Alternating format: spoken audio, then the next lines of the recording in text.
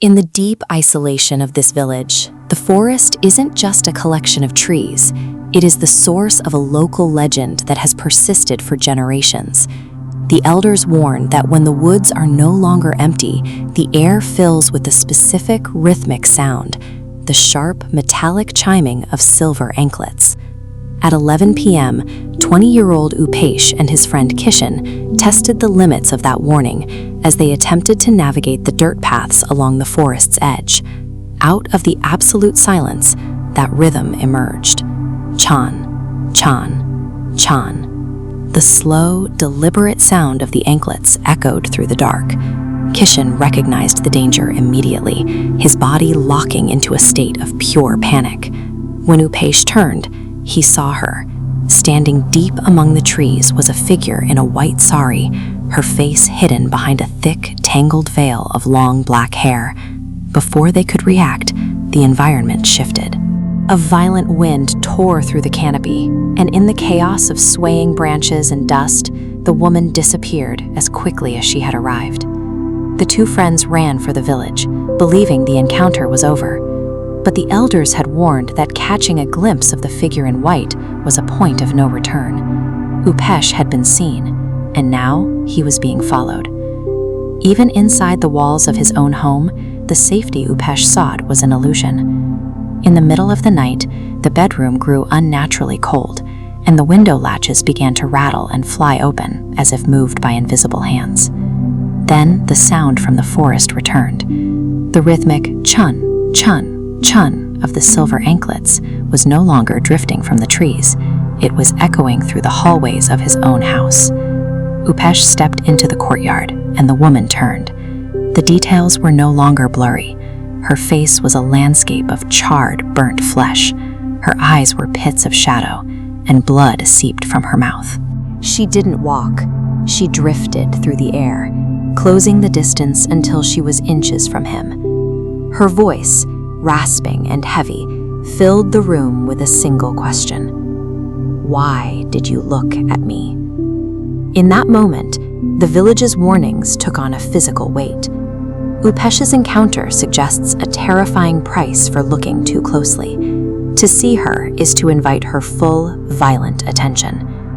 Upesh was found the next morning, collapsed and trembling. His mind was focused on a single, repetitive thought that he whispered to anyone who would listen. She is going to kill me.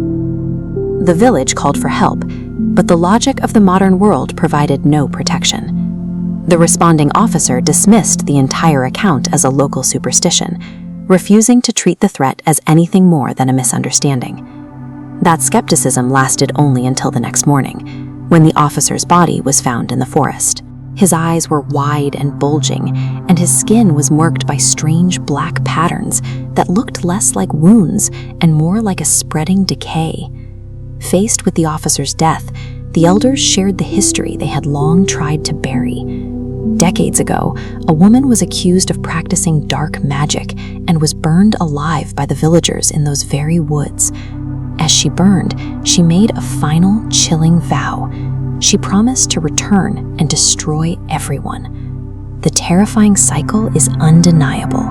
Every Amavasya, she returns. Modern law cannot stop it. By midnight on the night of Amavasya, the village was in a total lockdown. But even with doors barred and windows shuttered, the entity found its way in. Upesh looked out his window and saw that the entire village had gathered in his yard. They stood in total silence, hundreds of people watching his house. As lantern light hit the crowd, the change became clear. Every person in the yard shared the same hollow gaze, their eyes entirely pitch black. In the middle of the crowd stood Upesh's mother. When he called to her, she didn't answer with words.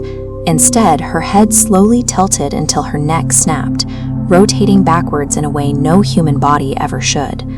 The entity used the one person Upesh trusted to isolate him, turning his own mother into a weapon of terror to break his will. Upesh backed away from the window, only to find the witch already inside his room. She stood directly behind him, her burnt face hovering in the shadows. The heavy wooden doors locked, the oil lamps violently extinguished. the room fell pitch black, leaving only the silver anklets chiming. When the villagers finally forced the doors open the next morning, the house was completely empty. Upesh was gone, and there were no signs of a struggle. Left behind was a message in blood on the wall. Kaala Jaadu avi khatam nahi hua. Black magic is not over yet. The wall remains a testament to a cycle that has no end. Upesh is gone, but the history of the forest continues to repeat itself, waiting for the next new moon to find its next